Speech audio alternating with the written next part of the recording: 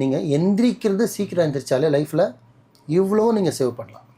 ஆமாவா இல்லையா? கண்டிப்பாக. சிம்பிள். ரொம்பலாம் நீங்கள் யோசிக்க வேணாம். காலைல 9 மணிக்கு ஆஃபீஸ் போகிறதுக்கு 8 மணிக்கு எந்திரிக்காமல் 6 மணிக்கு நீங்கள் எந்திரிச்சிங்கன்னா 1 ஹவர் முன்னாடி எந்திரிச்சிட்டாலே நீங்கள் ரிலாக்ஸாக போய்ட்டு எல்லா வேலையும் ரொட்டீனாக ரிலாக்ஸாக முடிச்சுட்டு வீட்டுக்கு வந்துடலாம்.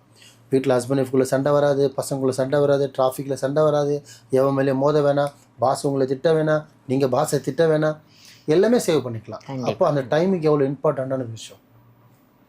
நம்ம 1 மணி நேரம் பார்க்க நம்ம சோம்பேறித்தனம் படுறது, அந்த 1 மணி நேரத்தில் இவ்வளவும் கெட்டுருது. டைமிங் வர மாட்டேன், டைமிங்க்கு பேச மாட்டேன், கஸ்டமர் பிடிக்க மாட்டேன், ரெஸ்பான்ஸ் கொடுக்க மாட்டேன், டைமிங் தப்பாக வர, ஆக்சிடென்ட் ஆகுது, அது சாப்பாடு செய்கிறது எல்லாமே கொலாப்ஸ் லாஸ்ட்டு திருப்பி அதே மாதிரி 0 வந்து நின்றுவான்.